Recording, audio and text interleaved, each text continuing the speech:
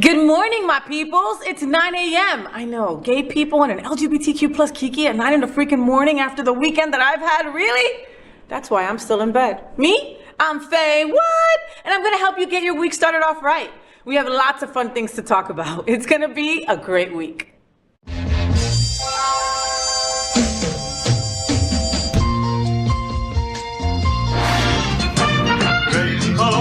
Gay boys, hashtag that girl, sunbeams, drag queens, L-word, is that girl, the girl of all our dreams.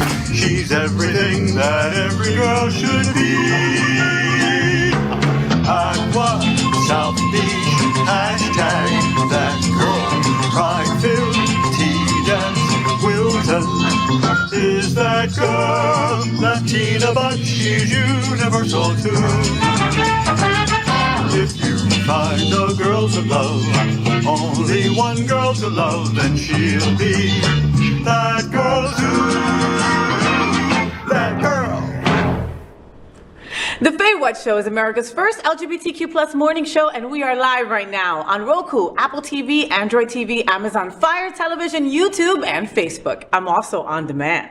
It's Monday, June 26, 2023. Wow, I can't believe it's the end of June already. It's time to kiki about what's going on in the LGBTQ plus community. I have a sidekick joining me in bed for some conversation. What did you think I was talking about? I wouldn't know what to do with this handsome piece of chocolate that's sitting next to me. Our first segment is called Gay Boys Sleep Late. And this morning I'm joined by my gay guy pal, model spiritualist, wellness counselor, part of Queer Yoga Miami, and HIV activist with Impulse Group. He also sits on the Men of Color Advisory Board for Viv Healthcare. He walks sex siren in the House of Gorgeous Gucci, Jamal L. Starks. And you can find him on Instagram at porcelain with a 3. Good morning, Jamal, and welcome to FayWhat's Bed. How are you, Poppy? Kisses. Nice. What do you think?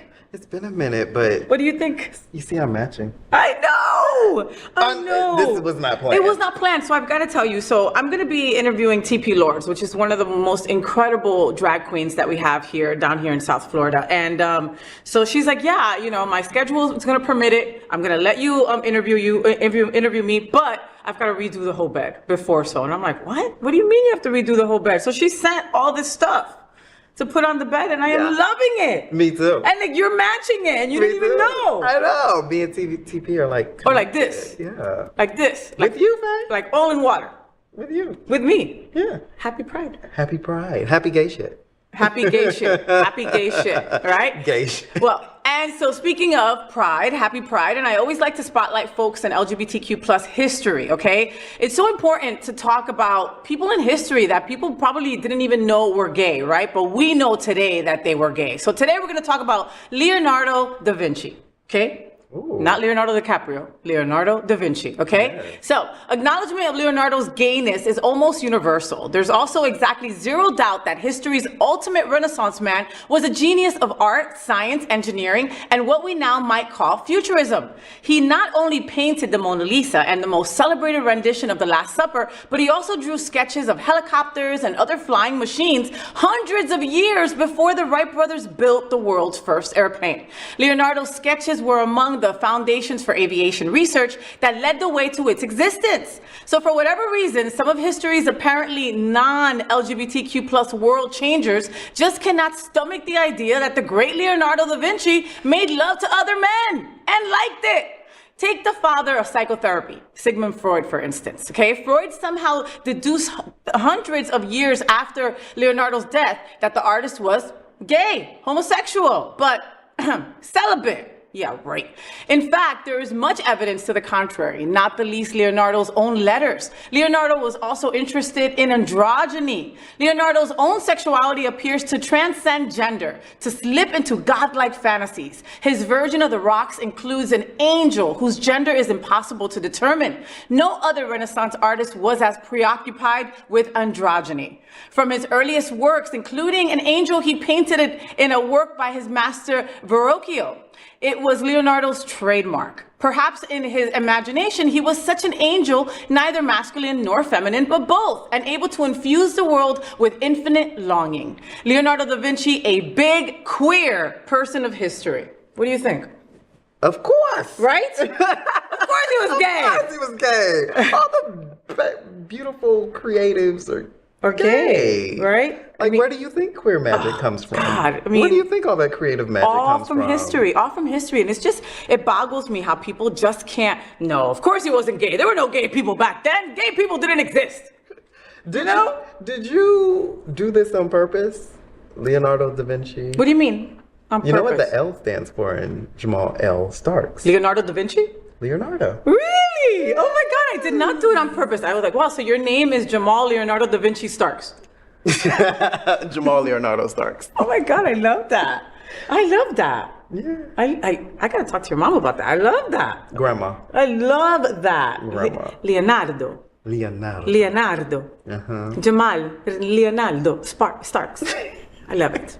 So apart from this, there are a lot of interesting things going on this week in the LGBTQ plus community. Jamal, let's kiki on some of them now. Let's do that. Let's do it. So first, on June 7th, the representative for California's 42nd Congressional District took to the floor to mark the start of Pride Month by honoring the one and only Queen of Drag, RuPaul.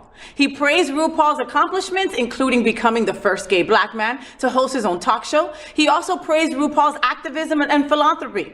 Garcia told The Advocate that his speech was intended as a stand against ongoing attacks on the LGBTQ plus community from Republicans and the far right in the U.S. Watch this. Mr. Speaker, the House Library is open. Now I rise to commemorate the start of Pride Month by honoring the one and only Queen of Drag, RuPaul. An artist, a philanthropist, and a barrier breaker, RuPaul Charles has become an American phenomenon and an icon. Nobody has more charisma, uniqueness, nerve, and talent than RuPaul Charles. Now, Ru's career launched as a drag performer in New York, and then as a successful pop artist releasing his first hit album, Supermodel of the World. In total, he has released 15 studio albums. RuPaul also became the first gay black man to host his own talk show, The RuPaul Show. He is most known, of course, for his multi-Emmy award-winning show, RuPaul's Drag Race. Now, Drag Race and its many domestic and international spin-offs has put drag in the global spotlight. The show has helped launch and uplift the careers of thousands of drag queens and artists. But more importantly, the show has served as a critical space to discuss issues around inclusion, trans rights, mental health, and self-worth. And this message couldn't be more important as the LGBTQ plus community continues to fight for equality and acceptance. The world needs more love and, yes, more RuPaul. I want to thank RuPaul Charles for his years of leadership in our community and his activism. This Pride season, as we recommit to celebrating diversity, difference, and self-love, we must always remember what RuPaul so famously says. If you can't love yourself, how the hell are you going to love somebody else? Thank you, and I yield back. Gay Democrat Robert Garcia celebrates Pride Month by honoring Mama Ru. What are we all talking about? I'm speechless. You're loving him. It's thundering outside right now. It's speaking for me. I'm loving it. Right? Isn't he amazing? Not only did he did Beyonce. We talked about Remember that. when we talked about that last year? He had done Beyonce and he had the big picture of Queen Bee there and was saying all the wonderful things that she had won and her accolades. For Black History Month, and he was praising her as a woman, and now this, and he says charisma, uniqueness, nerve, and talent. He said, "See you next Tuesday." You know what that means, right? The legislative floor. Yes! I love it. I gagged for it. I gagged for it. Him. And you could just tell that, like, he preps for this and like he's passionate about it. And he's like, look, I need to school you on the real education of our community. RuPaul, you know, like. And he's sharp with it. Look at that hair, that demeanor. He speaks so eloquently. I love that. I love that. We're gonna have to have you here. I know, right? Robert Garcia, come and do the FayWhat show. Come lay in bed with me. Can you imagine? Like, I just could imagine some people in that room. You know the people who I'm talking about. They probably are just like, ugh. Wow, him again. Who is he going to bring next? You know, like what else? What other queer stuff is he going to talk about? That Robert Garcia. But the way he presents it, they have no other choice but to be engaged. Yeah. Like, what are you saying? Are you really doing this? Like, the shock value of it all is just, This is the word. Yeah. It just gives me a breath of fresh air and just. I know. It gives me hope for others. Yeah. And I guess hope for the country or the. I'm not there yet. All right, let's talk about more bad news, all right? So the Human Rights Campaign made its statement declaring a national state of emergency for LGBTQ plus people at the beginning of this month, all right? So this warning was for LGBTQ plus people in the U.S. For the first time in history, they've actually done that warning. So Kelly Robinson, the group's president, said that LGBTQ plus Americans are living in a state of emergency, and the threats they are facing are real, tangible, and dangerous. Last month, the HRC and Equality Florida issued travel warnings for LGBTQ plus people, telling them to reconsider visiting or moving to the state. The National Association for the Advancement of Colored People also issued a warning, stating that Florida is openly hostile towards African Americans, people of color, and LGBTQ plus people. Watch this. Laws and boycotts prompting the declaration. In the middle of what should be a joyous month celebrating Pride, the Human Rights Campaign just issued a first-of-its-kind emergency declaration for the LGBTQ plus community. HRC President Kelly Robinson saying, quote, "The multiplying threats facing millions in our community are not just perceived, they are real, tangible, and dangerous." The HRC pointed to 75 laws in more than a dozen states specifically targeting LGBTQ plus rights, like those banning drag, gender-affirming care, inclusive education. LGBTQ plus people are at risk in Florida, the HRC says, and the NAACP also say. What are we all talking about? We're talking about the real threats that have come, what we've been talking about for, what, a year now? A year plus. Has it been a year and a half now, probably about, that we have been like, it's coming, it's here. Here it is. Here it is, everybody. Lying. We weren't lying about it. We do have real consequences, real situations going on the ground in our community. And it's tough to, especially live in Florida and be the state that they're issuing these warnings about. Look, I'm glad that we don't have children. I'm glad that I'm not a child right now. My heart breaks for the parents. You know, I've had to say goodbye to two couples that I love and adore that have decided to move to California. One, because they want to have children in the future, and the other one that's a doctor and a lawyer, and they're done paying taxes to a state that hates them. You know, so they're like, I'm out, you know? And completely understood. Completely understood. You know, and I don't think that the NAACP or the HRC would give out a warning like this just because. They wouldn't do something like this lightly, because this hurts people, you know? I mean, the mom and pop stores, the mom and pop businesses, they live off tourist money, you know? So for folks to tell people, don't come to Florida, you know, you're putting these organizations and these mom and pop places in jeopardy of losing their livelihoods. Basically our entire economy in Florida revolves around tourism. Yes. And that's the reason we don't pay an income tax, which is a beautiful thing. It's a gorgeous thing. We do have the privilege as well to live in a happy bubble here in Broward County and parts of Miami-Dade. It is a privilege to live in these areas, but I really do I really do take into consideration like the ones that don't live in our vicinity or metroplex. Because once you leave out of here, once you hit outside of Palm Beach area, it's a total different ball game. I have black and brown friends, drag queens, non-binary folks that won't get out the car at a rest stop if they're driving up to Jacksonville or Tallahassee or anything. They will not stop at a rest stop and go to the bathroom because they just refuse. You know, this is, if you've been down to South Florida, then what Jay is saying is true. You could really work at a gay place, party at a gay place, live in a gay place, and not deal with anything. You've got to have gay ass money, but you can actually do that. You know, for everybody else that doesn't have that luxury, times are a little scary here.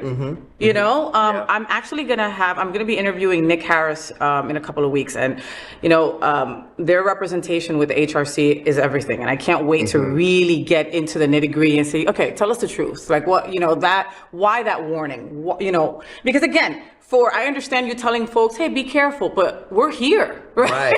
Right. We're already here. We're already here, and Right. a lot of us aren't going anywhere. I'm going down with the ship. I'm not leaving Florida for nothing, you know? So you're affecting me, and you're affecting my friends' businesses by saying, don't come down there. Right. You know? Right. Well, everybody knows I'm implementing my strategy on out of here and out the country, because now we have Miami Mayor Suarez, who has thrown his hat in the race, and Crypto dude, yeah. Yeah. Oh, please. That fool's not gonna win, man. What? Why? He's running, you know, watch him, okay? He's running to launder some money. Some shit is happening there, okay?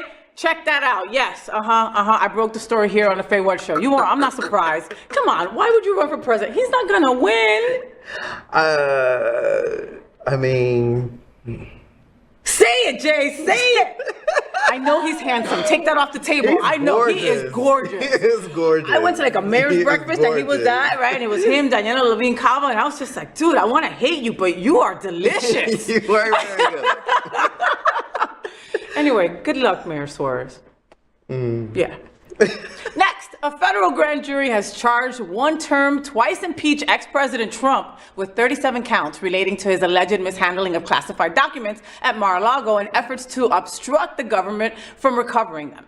Trump is accused of 31 counts of willful retention of national defense information, 1 count of conspiracy to obstruct justice, 1 count of withholding a document or record, 1 count of corruptly concealing documents or records, 1 count of concealing a document in a federal investigation, 1 count of scheme to conceal, and 1 count of false statements and representations. Yeah, he can still run for president? What the F? I am very confused at this country.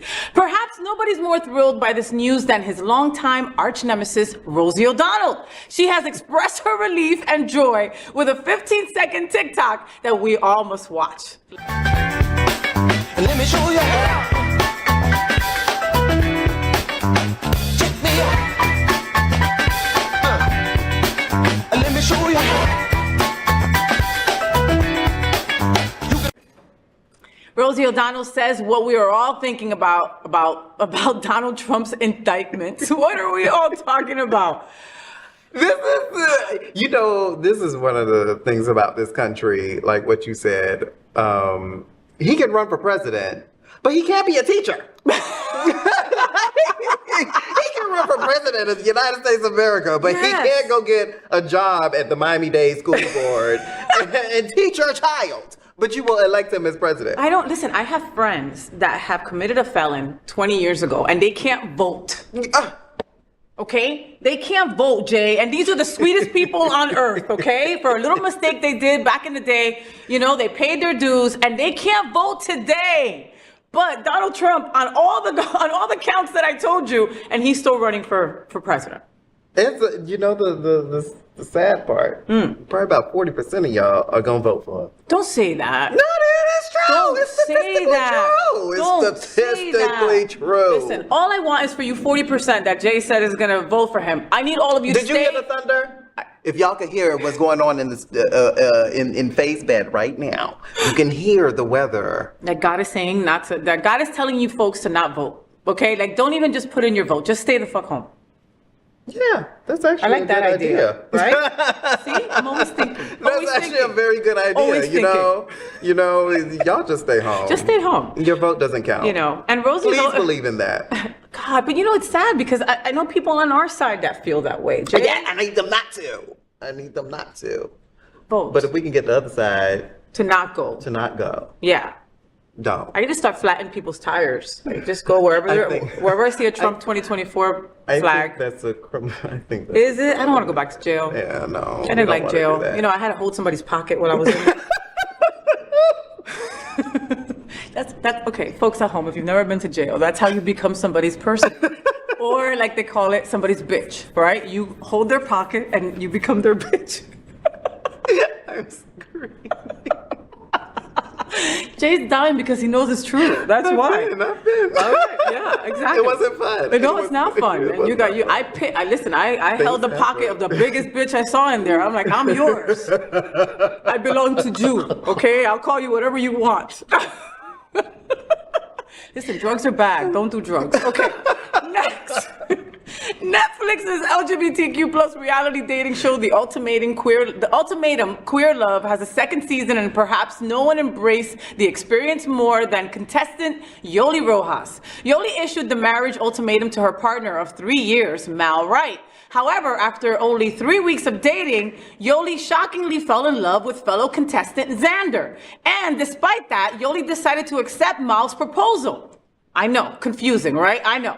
At the reunion, it was revealed that their engagement ended just 3 weeks later in an all-encompassing interview with Entertainment Weekly. Yoly explained how it all went down. Talking about Mal, she said, quote, "It was just apparent that we're going to keep harming each other and causing more distress to each other," end quote. Yoly also shut down hopes from fans that she may have rekindled her romance with Xander. Watch this. I would love to just start living our happy life. I'm ready, but she's not. Everyone is here for the same reason. Someone in your relationship has issued an ultimatum. I feel like I found my person. You'll choose someone and move in together in a trial marriage. And then you'll do the same thing all over again with the person that you arrived with. And whether you leave here engaged, single, or newly in love, each of you will decide what your future holds. I'm going on dates with 8 beautiful women. Where's my drink? Like, game on. You're the most masculine person I've ever been on a date with. Fair. She's hot, but I'm also into her ex-girlfriend. It's really hard to see a future with you. I was thinking about my view on gender roles. I have no idea if I'd want another relationship or just a hookup. I'm actually embarrassed for you to meet my family. IVF is a very real possibility. Are you starting to save for it? Do you think you're gonna get married after this? Your head's in the sand. It's a shit show. I just don't know who I want to spend my life with. The romance is not there for me. Fuck the sex. I don't give a shit about the sex. You messed with the wrong person. Have you ever dated anybody that looks like me, like a black person? I had the best trial wife that I could have. Now I know what a good marriage looks like for me. Does the marriage with the person I came with look like that too? It's just overwhelming. You want to see both of us fight for you? Is that what you want?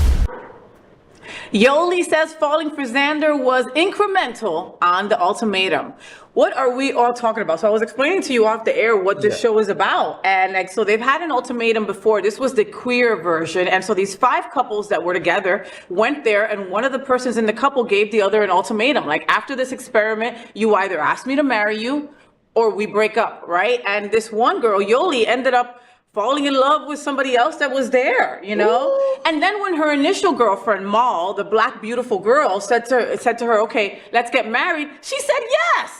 What? She accepted the proposal, still in love with Xander. And then at the reunion, she decides to say, oh no, we're broken up again. And the cops were called and everything. Like, drama.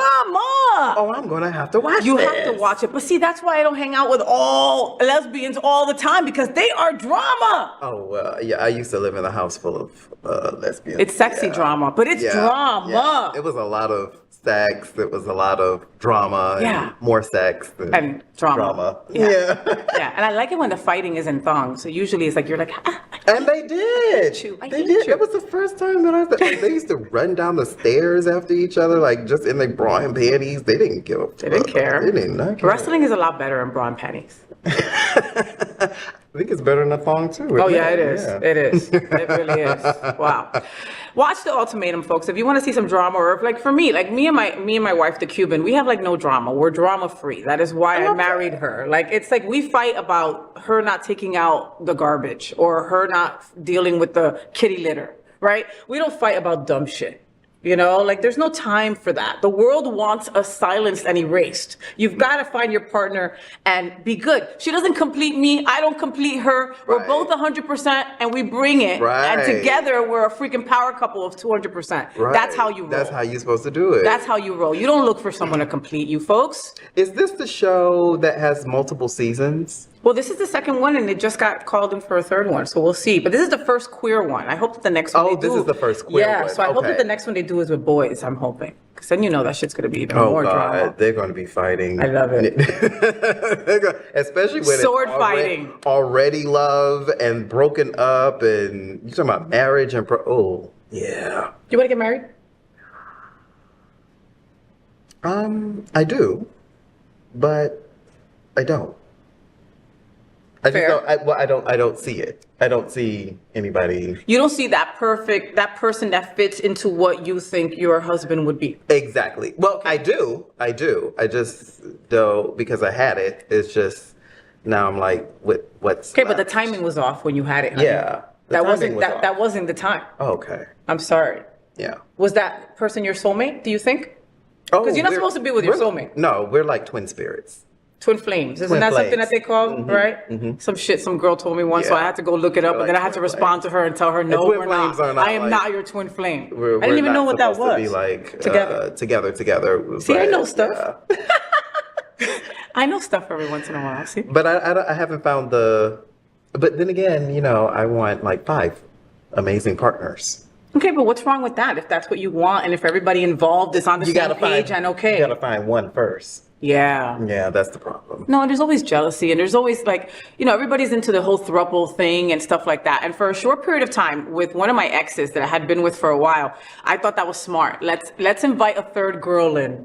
Yeah. No. They got together and left me. Okay, that's what ended up happening. Okay. And I wish I was lying, folks, but it really is not what happened. I'm screaming. I don't have any more laugh left for this show because I'm screaming on the inside. From the hand in the pocket to this. Was that when it happened? Right, we just kept being girlfriends after jail. Was that what happened? It was me and Big Bertha. I love her. We're still friends on Facebook. Anyway, finally, Sam Smith and Madonna have finally had a baby. Oh no, wait a minute. No, that's not the movie. Sam Smith and Madonna have finally released their heavily teased collaboration, Vulgar, and it's a dirty and defiant dance floor anthem. I love that. Dirty and defiant dance floor anthem. Dirty like that. Back at the Grammy Awards in February, Madonna threw her support behind Sam Smith.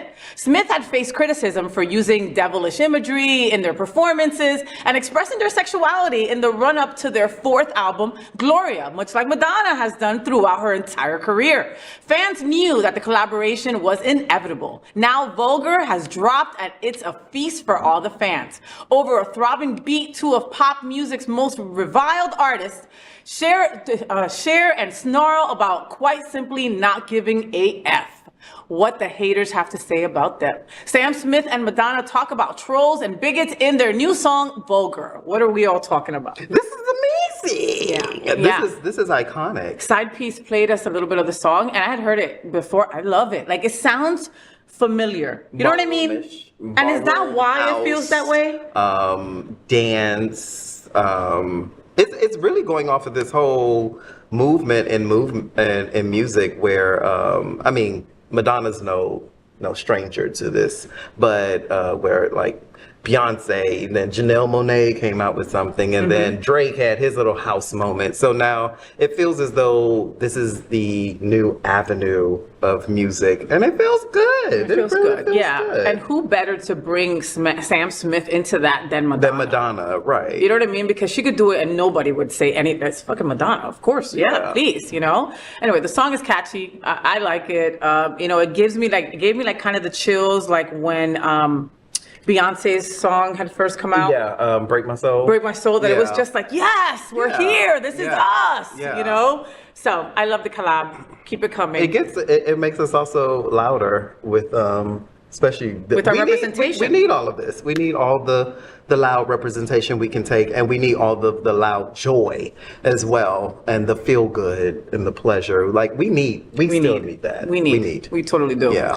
The FayWhat show is part of one of the largest LGBTQ plus media companies in America, and Hotspots magazine has been documenting the LGBTQ plus experience for 37 years. And Happening Out Television Network has been bringing you daily LGBTQ plus news, talk shows, and more for 4 years. In the same model of PBS and NPR, we are a nonprofit 501c3 organization whose mission is to educate and serve the LGBTQ plus community. So Jay, what are you doing this week? What are we doing? You've been so busy. What are we doing this week? What are we doing this week? You talk about be busy. We go to all the same crap. I'll be like, Jay, are you here? I'm here. I'm on the other side with these people. Okay, I'm over here with these people. Take a picture. Okay, I'll take a picture. And I'm like, oh, we're in the same place, but 3,000 people in between. Yeah. Mm-hmm. So it's good to be busy. And it makes me not have the 3,000 people or 5, or hopefully it'll be 3,000 to 5,000 show up to the We the People March. We the people. Yeah. We the people. Yeah. No, we the people for sure. So that's going to be July 2nd. Okay. And get, if you go on Instagram and you look up We the People March, WTP March, and you'll get at the link, you can register and everything. You know, folks are constantly telling us here at Queer News Tonight, like, what can we do for our community? What can we do to support? What can we do? This is what you can do. Is you can show up and you can march with us. And this is not just LGBTQ plus rights. Right. This is Black rights. This is women's rights. Right. These are LGBTQ plus youth rights. This is youth rights. This is senior rights. This is, undocumented folks. I mean, they're coming after all of us, and everyone needs to take a stand July 2nd and march with us in Esplanade Park. And I think this will be one of the first times that these marginalized groups all come together as one unit to raise our voices and be like, we're not gonna sit around and just have this. No, and we can't. And there's been, there's usually such a separation. I can speak for the brown, you could speak for the black. When it comes to black queer, brown queer, you know, it's kind of like we don't talk about it, right? We don't talk about it in families and stuff like that. It just is. But there's a shit ton of gay people in black and brown. Right. All right. And this is that unification that we need because folks, they're coming after all of us. Right. Right. We are one. We are one. And you can follow me on @porcelain with a 3. And I'm always consistently putting the We the People March up there if you would like to register. Please do so. And you can find us out there. We'll be out there queer as ever. Yes. I love you, Jay. Love you. I'll see you next week. Mwah. You know I will. Did you know that the Happening Out Television Network studios are located at Sunshine Cathedral Square, which also houses Sunshine Cathedral, the world's largest queer church located in Fort Lauderdale? We broadcast their Sunday service every week at 10:30 a.m.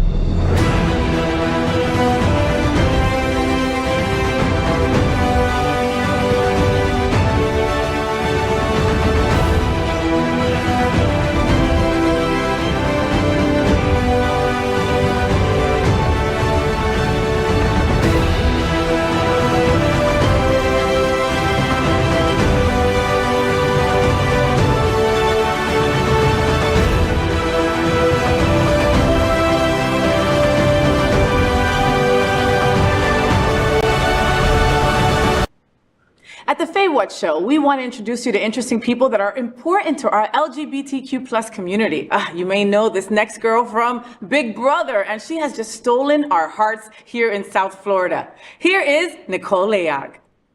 Good morning, folks. I am so excited about my next guest. I mean, aside from being drop dead gorgeous, she is also an inspiration to many, many. You probably know who she is. She's Nicole Layog, and she has been on Big Brother. She used to be part of the sheriff's department. Now she's an incredible, incredible chef, just trying to advocate and love our community like only she can. Welcome to the FayWhat show, Nicole. Hey, love. How are you? Thank you for having me. I appreciate it so much. Thank you for being here. Oh my goodness, I'm so excited to have you here. How was Pride?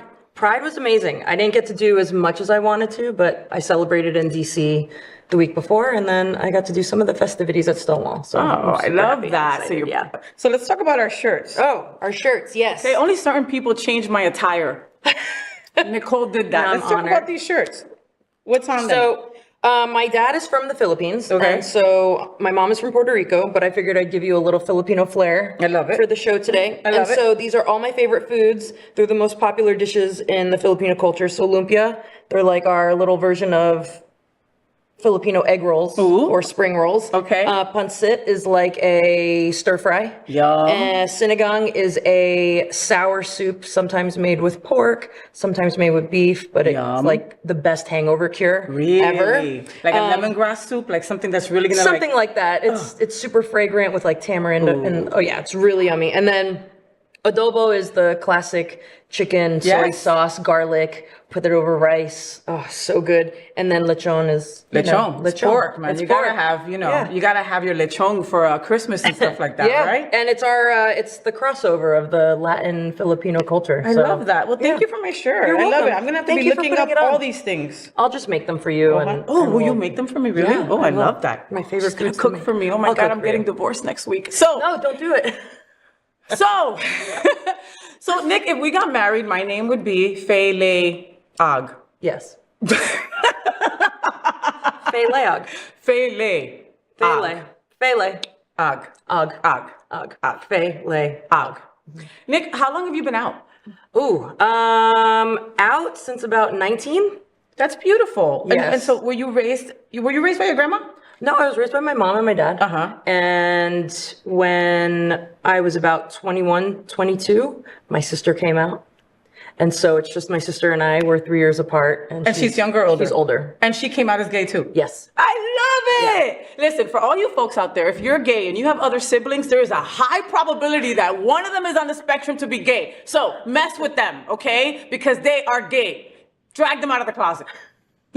I think I drug her out of the closet. You think so? Yeah, I came out first and then she came out. That's after awesome me. though, but to have each other for that, Oh, it's a beautiful thing. Her and her wife, they've been together for like 15 years. That's so and my beautiful. niece and nephews, they have 3 kids, so my niece and nephews are my pride and joy. And your parents are supportive? Yes, very supportive. They actually walked us both down the aisles of our weddings when we both got married. I'm divorced now, but... Oh, I'm sorry. We'll have to get to that. Ooh, I love that. I love a good divorce story.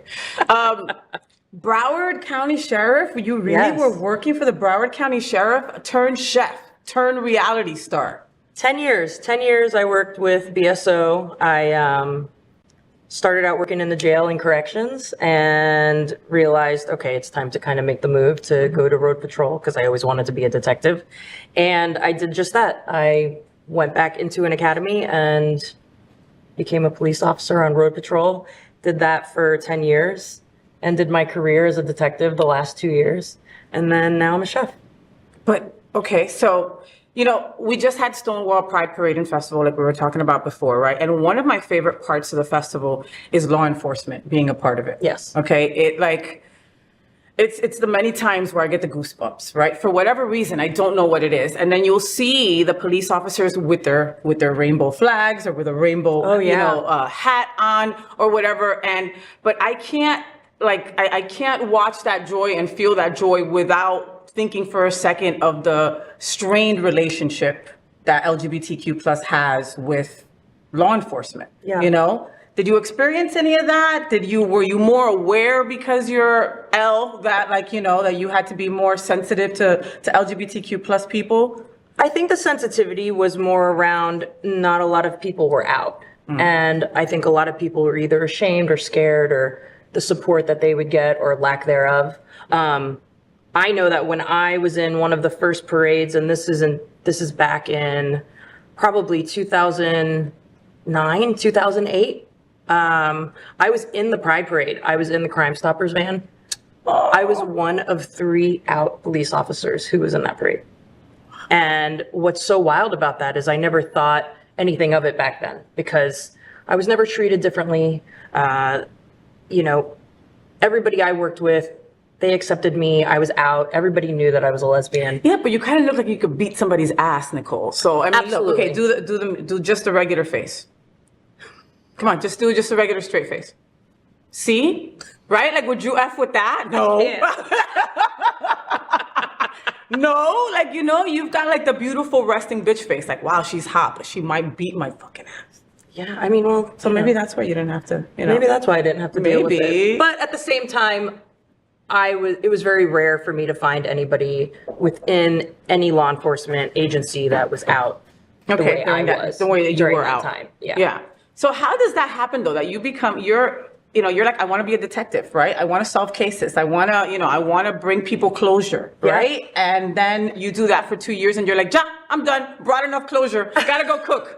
Well, the irony in that is, to take it to a little bit of a serious level is that I wasn't able to give a lot of my victims closure because I was investigating crimes like burglaries, vandalisms, where, there's no surveillance video, there's no evidence, or there's no fingerprints. and you're trying to provide a community some sort of closure. You're trying to provide these victims, this safety blanket that it's not going to happen again. And how can you really guarantee that it's not going to happen again? Yeah. And so those are some of the issues that I dealt with internally. But at the same time, I was also following other dreams and aspirations while I was a detective and while I was a police officer. And that was cooking. And that was cooking. And that was, one of my favorite shows is SVU. Oh, Mariska Hargitay is just everything. She's the hottest. She is the hottest. She's still the hottest. And listen, you can look at pictures of her or like video of her like 20 years ago, and she's just still hot. Do you remember that PETA ad she did? Oh yes. Oh my God. But amazing. She was just at Taylor Swift, right? And she was just posting all this stuff, and I was just loving. Oh my goodness. Every single part of it. Fantastic. Love her. And so you think like you get invested to these shows, so you start thinking it's real, and I'm like, wow, she's poor Benson, she's been dealing with this for 25 years and she can't find closure for a lot of people and blah, blah, blah. And how can, and so I think about that where it's like, you want to find a solution. You're a solution-based person. Right. You want, I want to find the person who did this, but it's not like they show it on TV. There's not cameras everywhere. There's not, clues that are left behind. There's not DNA in every single crime scene, Correct. And that's got to be just over the top frustrating. It was very frustrating. I knew where my career was going, and I knew that the next steps in my career were going to be along the lines of crimes against children, something along the lines of SVU. But then my ex-wife and I at the time ended up getting an opportunity to leave South Florida and pack our house up, sell our house, move to Colorado. Wow. Okay. And the opportunity for me to start over and try this new career of cooking was right in front of us. And you couldn't say no. No, I couldn't say no. So that's how the cooking then began. So you went over to Colorado and started cooking for individuals So I started in the restaurant industry. And so, I was a dishwasher, I was a prep cook, I was a butcher. I went from making $75,000 a year to making $11 an hour. And it was all worth it because in the end, I was taking this leap of faith to follow something that I had a huge passion for. And I fell in love with cooking. I was putting myself through culinary school while I was a police officer. Okay. And so I realized that it was something that I wanted to pursue and make it a lifestyle and not just, not just something you did. Not a hobby. Yeah. Not just something you did, at 2 a.m. when you got back from Wilton Manors, right? Oh, I noticed that when you talk about cooking, you smile different. I love it. It just lights up your whole entire face. That is what I lost in law enforcement was I wasn't this person anymore. Yeah. And I realized that I needed to change that in order for me to be happy. Oof. So you're cooking in Colorado. How does Big Brother, we have to talk about Big Brother. Okay. How does Big Brother come about? It comes later. Okay. I cooked in Colorado for about 6 years. And I wasn't making any money. The restaurant industry, anybody will tell you, you have to hustle. Yep. I was working 3 jobs at a time, going through a divorce, trying to figure out my life. And one of my mentors, she said, hey, why don't you try yachting? And I was like, what do you mean? She's like, you have the personality, being an ex-cop, you know how to handle your own. Nobody's going to mess with you. It's, it's definitely something you should try. And the pay is amazing. And so I came back to South Florida in 2019 and started cooking on yachts. And here I am. Wow. I work for very wealthy clients. I cook privately. I do all these, dinners and wine pairings and everything.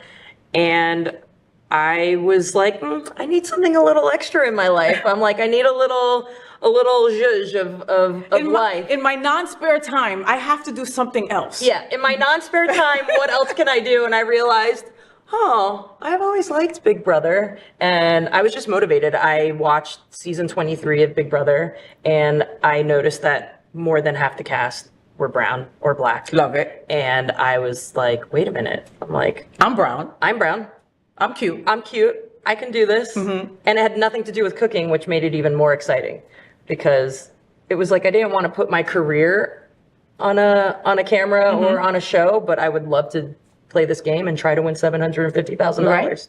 It didn't work out, but no, but it did work out though. Yeah. Think about it. It did fill that little space, right? And you only did it for you were there for 4 weeks, but that's a month, honey. That is a whole month of your time. 30 days, long time.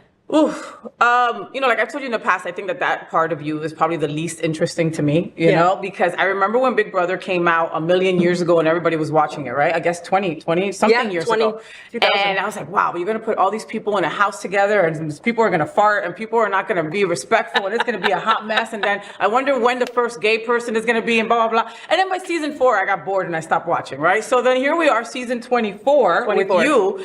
And I see this beautiful brown girl everywhere, right? It was like SFGN, Outclick, like all the like local, we did stories on you at Queer News Tonight, here also on the Happening Out television network. And I was like, who is this girl? And why is she so hot? And she really lives here in Wilton? Bullshit. I've never seen her on Wilton Drive. That is crap. And then that was where my escapade of trying to find Miss Nicole, because I would find a person and hung out with you, and then, oh my God, you have to meet her. Nicole's amazing. She reminds me a little bit of you. She's kind of a badass. I'm like, all right, cool. Then months would pass by, and then you were off the show. Then I meet other people that know you, and they're like, oh, she's back home, blah, blah. I'm like, damn, that was quick. How long was she gone, right? Right. I mean, for me, it felt like forever. And I think that in our small community, I mean, I hang out with a lot of gay boys. And I think you are in the same realm of gay boys. Yes, gay boys give us life. I think our gay boys started connecting and they were like putting 2 and 2 together. And I'm so happy and grateful for them because this would never have happened. This would have never happened. And I'm like such a fan of you. I'm such a fan, like honestly. Thank you. I appreciate that. And again, I'm glad that you got out after 4 weeks. You weren't supposed to be there any longer, Mama. Okay. I agree. What was the hardest part of being there filmed 24/7 for 4 weeks? I think that the experiment of what Big Brother is and that it's a pressure cooker, you sort of lose yourself being on camera, being on microphone, the pressure of wanting to win that money and the pressure of not wanting to disappoint family and friends. Yeah. And I will say that like one thing that was just breaking me up inside was that I was worried about my family on the outside, and I was worried about am I making them proud? And there's just a lot of pressure when it comes to that. You're on a TV show and you're trying to win this money for your family and for yourself, and it's a competition and I'm very competitive. Yeah. But like there was part of me that I felt like I lost part of myself. Some of the things that how I would react to drama or how I would react to situations, I wasn't reacting that way in the house that I would react on outside. It was different because of the pressure cooker, like you're saying. You're like, wow. Like, so did you look at some of these episodes after and go, holy shit, that was how I reacted to that? Or I've seen a handful of them. Okay. I haven't watched the entire season, and a lot of it hurts. It's it's painful. I don't think a lot of people realize that you're being put in this. Yes, you are volunteering for this, and yes, I made the choice to go on this show for the opportunity of what the show is. And that was it. And it's just the rest of the stuff that freaking comes with it is the rest of the stuff that comes with it. You can't prepare. You can't prepare. You can't predict. Yeah. You don't know how you're going to react. You can go to as much therapy as you want prior to the show. You just never know what's going to happen. And a lot after. And a lot of therapy after. A lot of therapy after. I mean, thank God for my friends. Thank God for my family. The one thing that I will say that I got out of the show was my relationship with my sister. Oh, I love that. Explain. Yeah. We have always had a strained relationship from the time we were teenagers until the time we were adults. I mean, even though we both came out of the closet, we both have been married, we both are in this same community, I think siblings sometimes have this rivalry, and I always felt like I was behind her, always following in her shadow. And there was this moment where, this is obviously after I'm out of the show and we're having these conversations, where she said that she saw a version of herself on the TV when I was going through all of the drama and towards the end of my time on Big Brother. And she couldn't believe it. She was like, oh my God. They pushed you to that. We are the same. And we're the person. same. Yeah. Wow. And we now talk, if not every day, we talk every other day. That's awesome. And before the show, I can honestly say that I was always looking for that relationship with my sister, and I was always looking just to make her proud of me. And the day after I was evicted from the Big Brother show, you know, you don't get your phones or anything like that. You have to do like 19 interviews.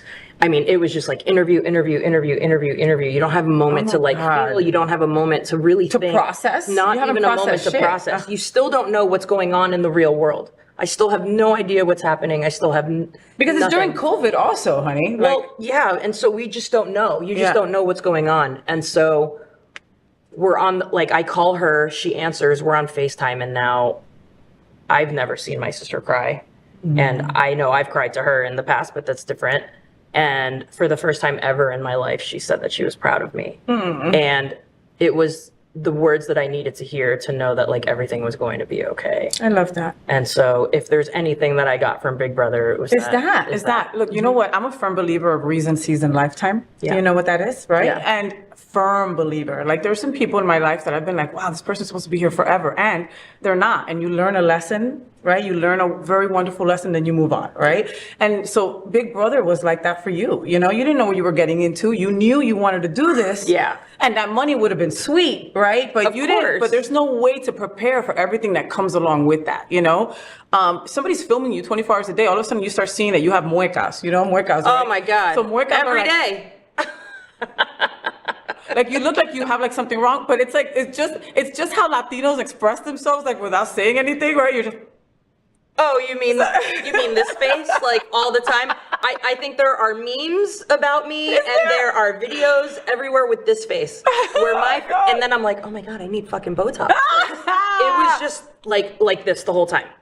that is hysterical. But when I thought about it, I was like, if you watch the actual videos of everything that was happening surrounding my face looking like that, it's because I'm either pissed off, or I'm like thinking hardcore about crap. What's my next move? I don't want to tell this mother effer off. Pretty much. So I'm just gonna stay with my face like this, scrunched up. That must have given you some extra wrinkles, and I don't see any. Oh yeah, and I see none. Well, none. Gave me extra None. It's Botox. Botox works. So you're Filipino and Puerto Rican, which I love, right? One of my really good friends, Chef Josie. Yes. Right? She's also Filipino. So she is also Filipino. She's also Filipino and Puerto Rican. So she's Puerto Rican, Filipino, and Cuban. Yes. And then, we've totally connected on that whole. I love her. She's one of my favorite people on earth, and her mix is is part of what makes her so phenomenal, right? And also for you as well. So, what is it about Filipino and Puerto Rican culture that love to cook? Because both those cultures can freaking cook their asses off. I think it's just the way we show our love. It's the way we show our passion. It's the way we, I always say that, everyone's like, oh, what love language do you speak with? And I'm like, cooking. They're like, oh, so acts of service. I'm like, no. I'm like, cooking is an entirely different way of showing love on its own. I think I would put the cooking under gifts. You know how one of the love languages is to give a gift, right? Like, I'm one of those people that if someone says something, man, I want to get my DNA, but I don't know which blah, blah, blah to get, blah, blah, blah. I'll put a note on my phone, and for their birthday, I'll get them that DNA kit. You know what I mean? Yeah. That is my love language. It'll be something that you might not buy yourself, but I'm going to get it for you, And so I think that cooking goes right under that umbrella as well, because you're making this specifically with that person in mind. Yeah. One of my favorite shows is Below Deck. Have you ever seen that? A couple. With Captain Sandy. I love Captain Sandy. I interviewed her a couple months back. She's a badass. That's amazing. She's a badass. You need to get on that show, but they need to just make that whole show around you. There's too much drama. Yeah. There's because you they don't focus on they focus on the hooking up, the partying, and all that stuff. Have you ever hooked up with anybody on a yacht? You're thinking about it. I'm just wondering, how do I answer that? I'm gonna plead the fifth. Okay, you're gonna plead the fifth. Yes. If Big Brother called you and said, "Look, we're gonna do a best of. We want to do another try," would you go? Absolutely.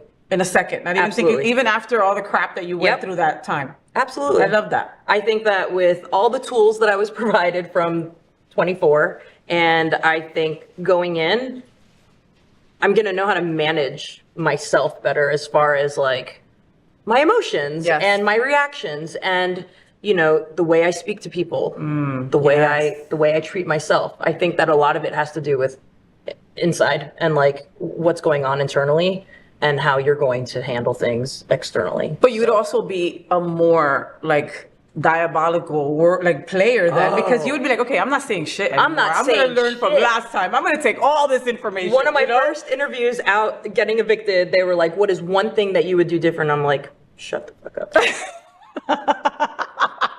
Basically. No, that's it. And we're Puerto Rican, so we love to freaking talk, and our hands talk, and our faces talk. And that's why we cook so wonderfully, because it's like we're able to express everything we're feeling in there. On a plate. In there. On a pot. So you were talking about you've been married and you've been divorced. Yes. Is it hard to be married to you? Yes. Absolutely. I think back then, yes, more than now? It would be now. Because of work that you've done on yourself? Yes, Or absolutely. because you've learned from that relationship? Both. I mean, I've done so much work on myself. I've learned so much from that marriage. You know, I've learned great things. I've learned horrible things. Are you still friends? No. Okay. But if I saw her walking down the street, I would run up and give her a hug immediately. Yes. No, and I understand I love that lesbians are best friends with their exes. I'm not. I think that is. I'm not. I don't fuck my friends. It's wild. I don't fuck my friends. That's it. That's okay. a really good rule to have. Right? It is a good rule to have. It is a good rule. Right? And it works out with the 10 million gay boys that you and I hang out that's with, what right? the best part is. That they don't want to sleep with us. They you don't know? want to sleep. Well, some yeah, do. Some but, do, but you know, you give them a Molly or two, then they're like all of a sudden, I'm like, those are tits. Leave me alone.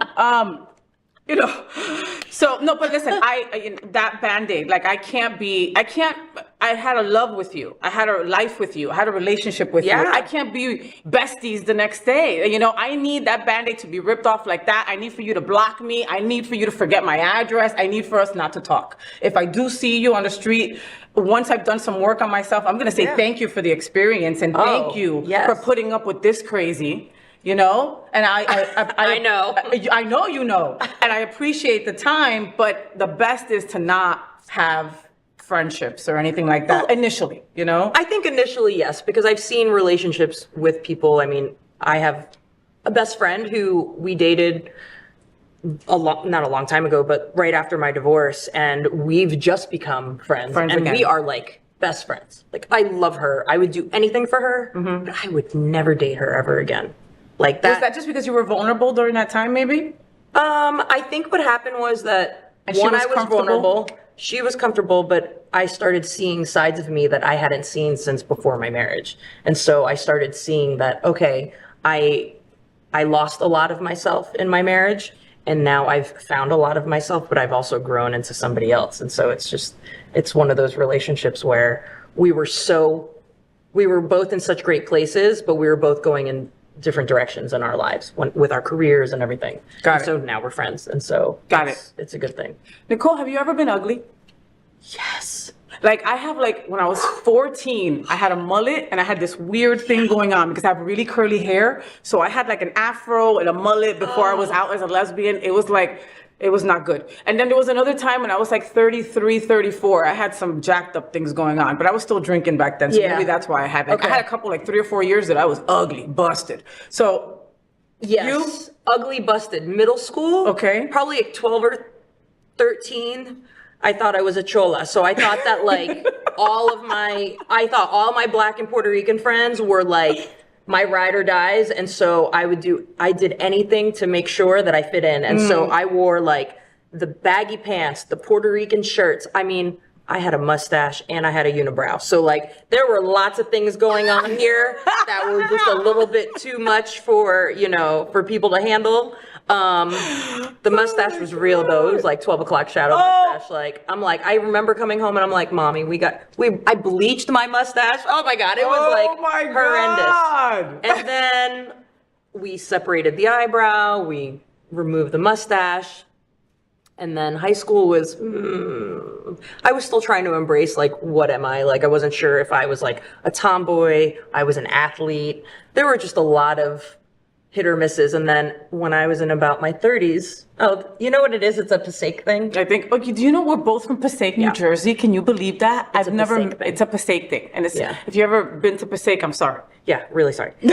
So in my 30s, my eyebrows would get thinner and thinner and thinner and thinner. And I look at Facebook and I'm like, Why didn't anybody tell me? Why didn't anybody tell me? No, listen, I dated this stripper once, right? And so she would paint in her eyebrows, right? And so I didn't know. I want to see a picture. I didn't know, like that's false advertising, by the way. All right. So after we slept together, like the next morning, like on the night table, I see eyelashes, I see some inserts for her bra, and like then I look at her and she's got no eyebrows, like nothing. It's just plain right there. So I guess she used to paint them in or something. I was mortified. I'm like, smile. How do I know if you're happy, sad, or indifferent? I can't tell.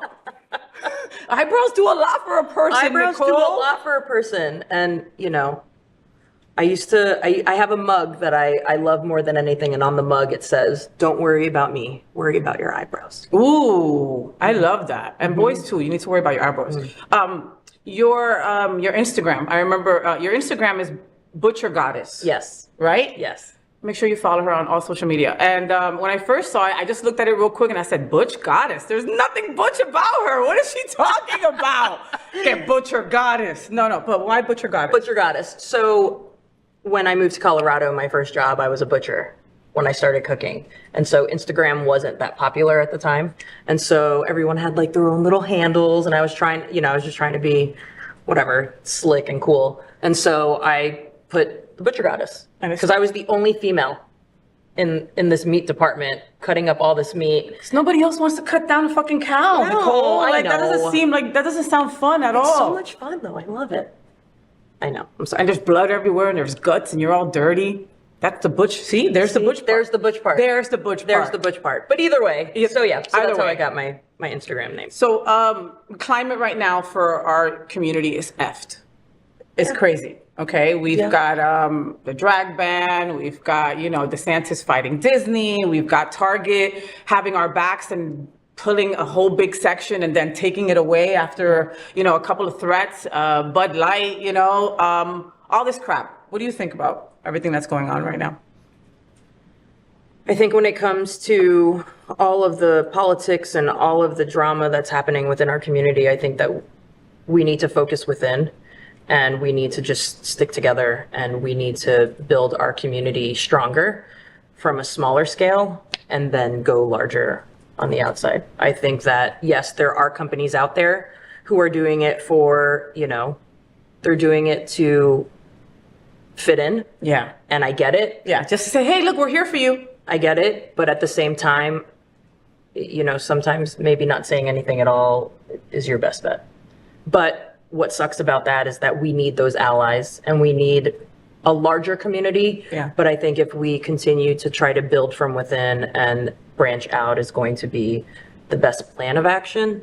But yeah, and I think that's one of our biggest issues is not unifying. We were all put under this LGBTQ plus umbrella, and a lot of people weren't asked if they wanted to be jumbled up together. But here's the reality: we are. So. If you're an L, you need to be thinking about the T. If you're a B, you need to start thinking about the plus. We all have to be together or we're all going to implode, Absolutely. But the reality is, Nicole, that if you don't tell anybody you're gay, nobody will know and you will pass. I agree, 110%. And that's a privilege that not many people in our community have. No, they don't. And it's really, it's very scary. For the longest time, I never knew anybody in the trans community. And I was going to ask you about that. And I actually ended up working in social work in Colorado. So while I was working at restaurants and working as a butcher. You had to have 5 jobs because it's you. I had to have 5 jobs because I had to make sure that I could pay my mortgage and pay my car payment and pay, live a life. Yeah. And so I took on a job as a social worker because it's what I knew. It's, I had that already in my back pocket because of being a cop.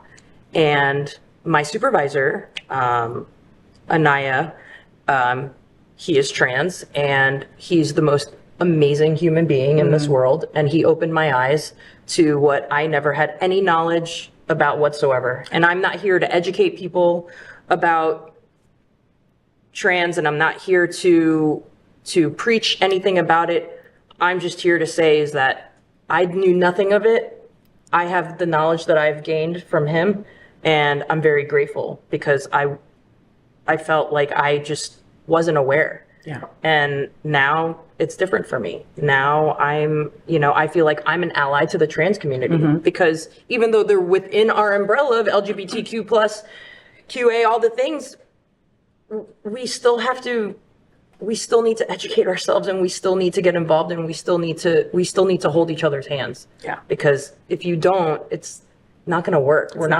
Nothing's going to work. It's not going to work. And I love that you had this person in your life to open up your eyes, because the reality is that until it hits you in the face, right? Yeah. You're like kind of oblivious to it. Like I was, okay, trans is there, fine. I just like you had to educate myself, had to understand that women are women, period, right? So for me, the L and the T need to be closer than ever, and they're not, No. They're really not.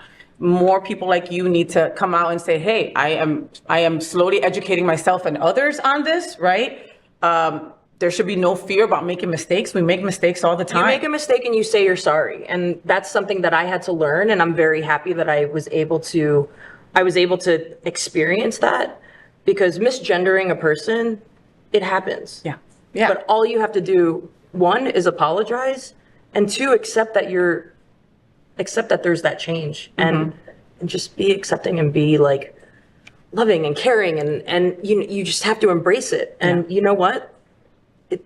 I'm sorry, and it goes a long way. It goes a long way, and it might not be, and you've got to be okay with it not being received okay. Okay, if the other person is pissed at you for using the wrong pronouns or misgendering or whatever, okay, wipe it off and keep going. You made the mistake. It is what it is, Right. But don't let that deter you from trying again or from learning some more. And correct yourself. And it's okay. It's okay to correct yourself. Listen, I still go through they, them. I always want to be respectful to gender nonconforming and non-binary folks, And so I have to, I always take like a breath beforehand and go, okay, make sure to say they, them correctly. Yeah. It's important. And if it comes out messed up, then I say, I'm sorry, and I say it again.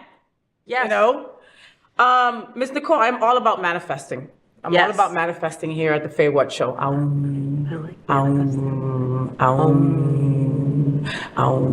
Okay, so here we are manifesting for you, okay? Where are you in 2 years? 2025. What do you see? What are you doing? 2025. Yes. Can you believe that shit? That it's like right around the corner, right? We're in 2023. I don't even know. Ya se acabó. Listen, I'm still trying to prepare for all the things that I have going on in the next 3 months. Nope. Take it out. Take it out. 2025. 2025. What is it? What do you have going on? 2025. Visualize it. See it. What is it?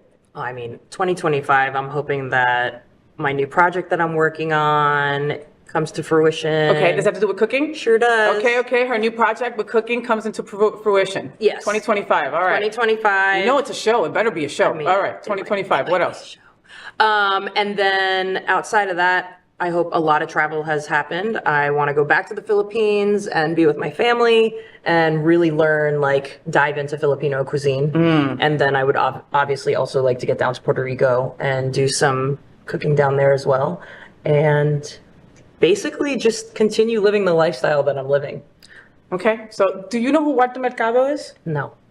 You're Puerto Rican and you don't know who Walter Mercado is? So Walter Mercado, he looks like this Liberace guy. Well, he passed away. And he was a fortune teller. So he would just tell everybody Sagittario, blah, blah, blah, blah, blah, blah, blah. And Capricornio, blah, blah, blah, blah. You have to say, and at the end of every single one, he would say, bendiciones para todos y que Dios me lo bendiga a todos, que reciban de mí paz, mucha paz, pero mucha, mucha, mucha, mucha amor. That's how he would say it. My grandmother would say that. Okay, your grandma stole it from Walter Mercado. Okay, just to let you know. Just to let you know, all right? So manifested and it is done. Now, in 2 years, don't forget about the little people. Okay, when you have your show, you have to come back and be in bed with me. Well, I would hope. Yes. She caught me off guard. Completely. You got it. Have you ever watched Ultimatum? No, what's that? That's the lesbian reality show. You gotta watch it. It's Ultimatum. It's the queer version. So there's it's based in London. So it's 5 couples. Okay. It's 5 couples that are together, and one gives the other the ultimatum, and then they go on this island with 5 couples, and then they all get separated, and they decide to date somebody else. And at the end of the project, they decide if they want to stay with their person or go with somebody else. It is drama. This sounds like a bad idea. It is a bad idea. That's a really bad idea. And I watch it like this, I love it, but it's a fucking bad idea. That's a really bad Okay, idea. just watch That it one kinda day. When scares you me. have nothing else to Okay, watch, fine. watch it, all right? Okay. So here at the FayWhat show, we play this game called Say What with FayWhat. Say What with FayWhat, So okay. basically, I'm going to throw two things at you, and you have to pick one of them. So for example, I'm going to say car or truck. Okay. And then you say what? Car. Okay, so you ready? Yeah. Okay, bus or train? Train. Paperback or ebook? Ooh, paperback. Beach or pool? Beach. Drag race or We Are Here? Ooh, We Are Here. Gaga or Beyonce? Quickly! Beyonce. Rihanna or Dua Lipa? Oh, Rihanna. Pasta or rice? Pasta. Dogs or cats? Dogs. Sunrise or sunsets? Sunsets. Christmas or Halloween? Halloween. Barbara Streisand or Liza Minnelli? Liza Minnelli. The Kardashians or Jersey Shore? Ooh, Jersey Shore. Do you call or text?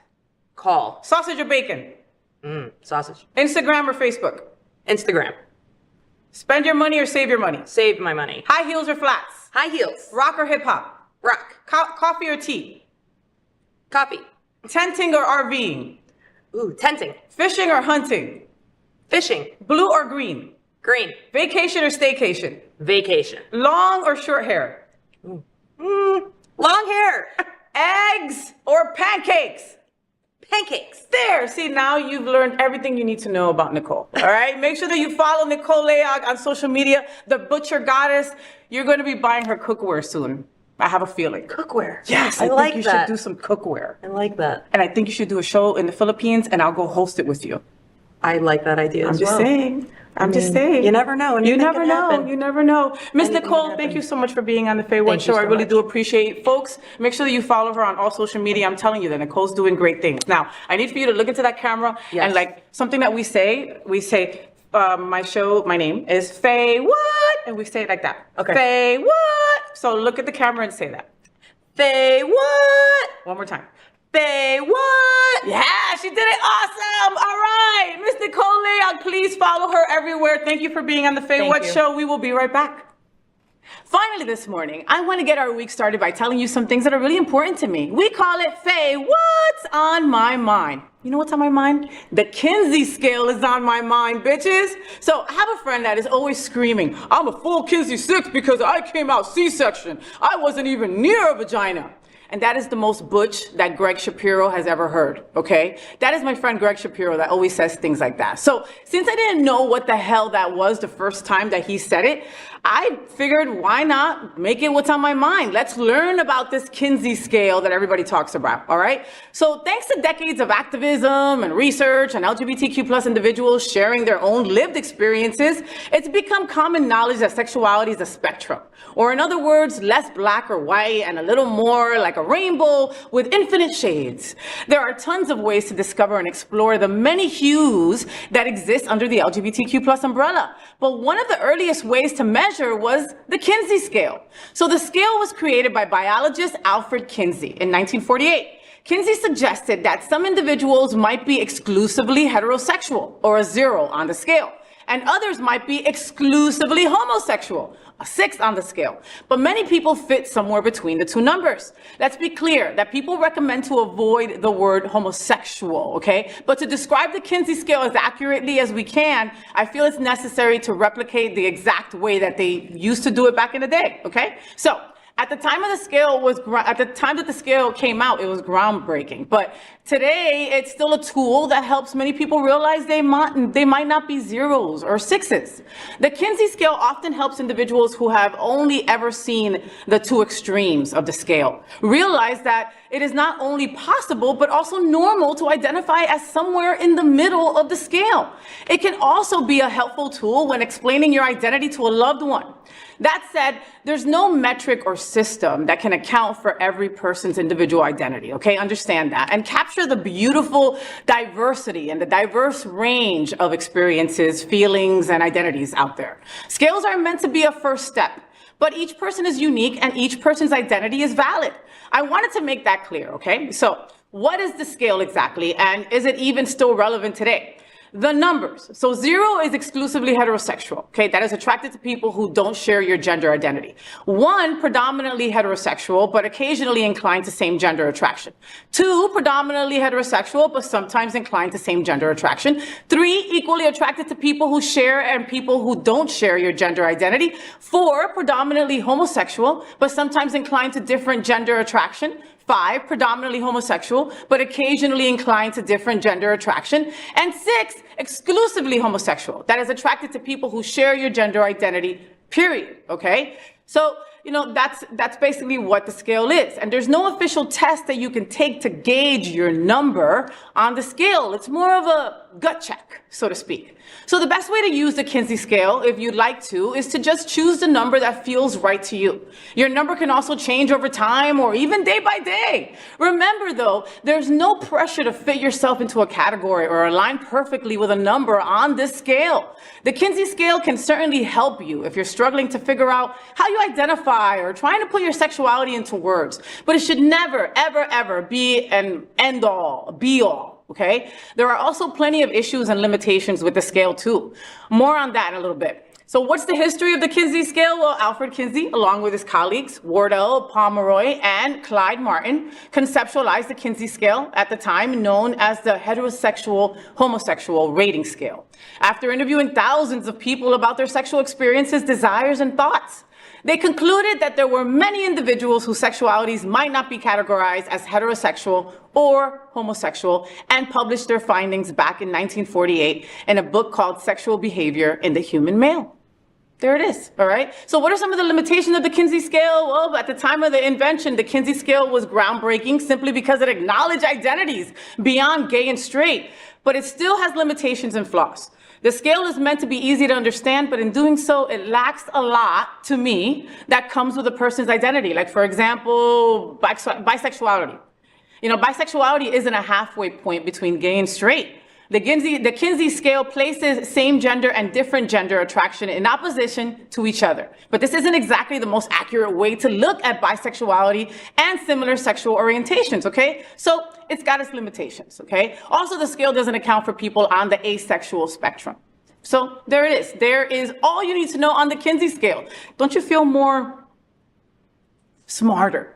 Yeah, and now where are you? Like, do you still think that you are a 6? Do you still think that you are a 1? And does it really matter? As long as you are who you are, love is love, and that's it, right? We are love and love is love. And I wonder why they don't have this for women. I'm gonna start the Choach scale. Maybe something like that. I think that'll work, right? I'll look into that. Well, that's the FayWhat show. I hope that you had fun. Thank you so much to Jamal for joining me in bed. I love that kid. Thank you so much to also Nicole for joining me as well. We had an incredible interview with Nicole Layog, and she was just a great interview to have, and we really appreciated having her on the FayWhat show. So I am really passionate about trying to connect the L and the G in our LGBTQ+ community. I gotta tell you, it's often hard for us girls. But if we believe that we are one strong community, then we must support all the letters of the LGBT and Q+. We opened the show with a nod to Mary Tyler Moore and That Girl's Marlo Thomas. This show is dedicated to a strong LGBTQ+ community. I just encourage you to be a little bit kinder, a little bit funnier, and embrace our tremendous diversity. It's what makes us so strong. Until next Monday, world, at 9 a.m. live or anytime on demand. I'm FayWhat, and I'm #ThatGirl. I wish you a week full of sunshine and rainbows. Stay gay. Rainbows, gay boys, #ThatGirl. Sunbeams, drag queens, L-word. Is that girl, the girl of all our dreams? She's everything that every girl should be. Aqua, South Beach, #ThatGirl. Pride-filled, tea-dance, Wilton. Is that girl, Latina, but she's you. So, did you enjoy the show? I know you did. So make sure to click subscribe so you won't miss any of the events, news, or interviews right here on the FayWhat show. Ring the bell at the bottom of the screen, right there, so you'll be alerted every time we're live. You can also click on the Happening Out Television Network logo so you can see all of the shows on the most diverse LGBTQ+ media network. Find out just what we're doing to bring the L and the G together right here on the FayWhat show. Get the week started with me.